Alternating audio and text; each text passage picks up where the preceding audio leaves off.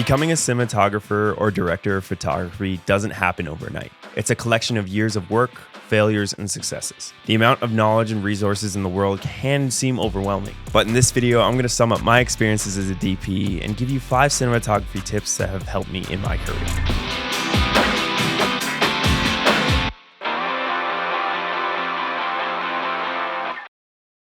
Over the past couple of years, Tenfold has been building our portfolio of work, and I've gotten to work with brands such as Nike, Shopify, Sportsnet, and many more. In addition to that, I've worked with many cinematographers that I have personally learned from, and I've been building my career as a DOP. This video is intended to teach you the unspoken things about this industry, as well as just becoming better at creating images. The first tip that we're going to start off is motivating your light. A common technique to light a subject in a realistic scene is to use the technique of motivated light. Motivating your light is simply using a visible light source to influence the light on your subject. This is commonly seen in situations where you have a practical light source such as a fluorescent light or a lamp fixture.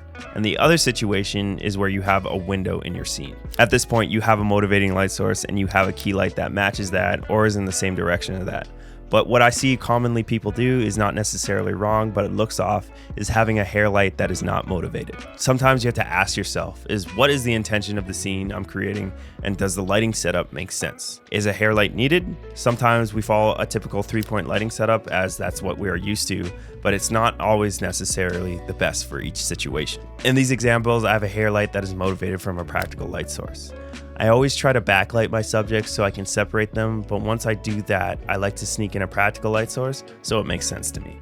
Second tip is shooting wide open is not always the best. Picture this. You're about to shoot the best project of your career so far, and you've invested in a lens or a lens set that has a low t-stop such as 1.3. Why did you get those lenses? Was it just because they stopped down that low, or did you intend your project to look like this? As cinematographers, and speaking from my experience myself, I get caught up in the whole aspect of gear and shooting on the best lenses possible, but not always thinking about what the image I'm trying to create. There have been many situations where I've rented out lenses that I didn't need a t-stop of 1.3, and it just made everything difficult, as well as it wasn't envisioned for the project. You have to consider what the final result will be. Shooting wide open at that low of a t-stop usually results in an image that is drastically soft or dreamy, in addition to a plane of focus that is razor thin. But that might be the look you're going for. These are just questions that you have to ask yourself. I'm generally shooting things that require a high contrast look, as well as multiple things in focus, and this is just the reality of commercials. Third tip is bounce light is your best friend.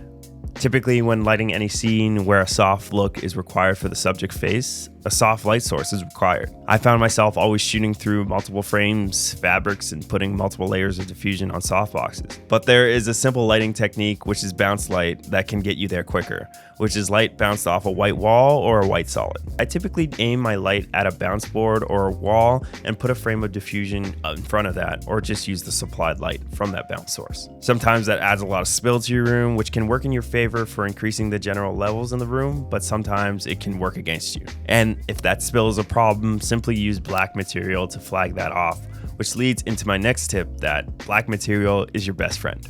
On a lot of commercial shoots, I've been in situations where I'm dealing with large windows or simply don't have enough time to properly set up lights. Other than your camera package, the next best thing is to bring black material to your set. This could be in the form of floppies, cutters, flags, black cloth, or even garbage bags. 2 typical uses of black material is to black out windows and use a negative fill for your subject.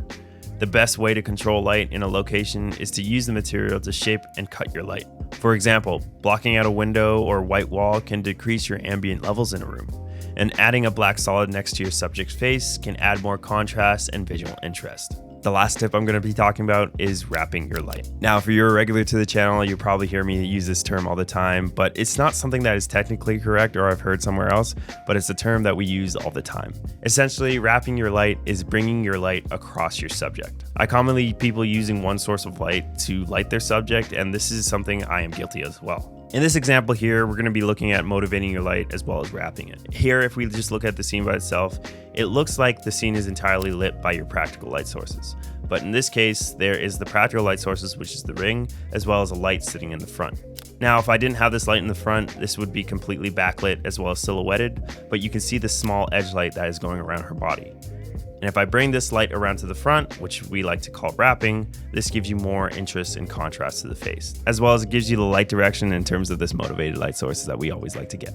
These were just some of the many tips and uncommon practices that I've used to further my career as a DOP. If you're looking to apply any of these techniques, I have a video queued up here that teaches you exactly how to do that. If you enjoyed this video, please let us know in the comments below.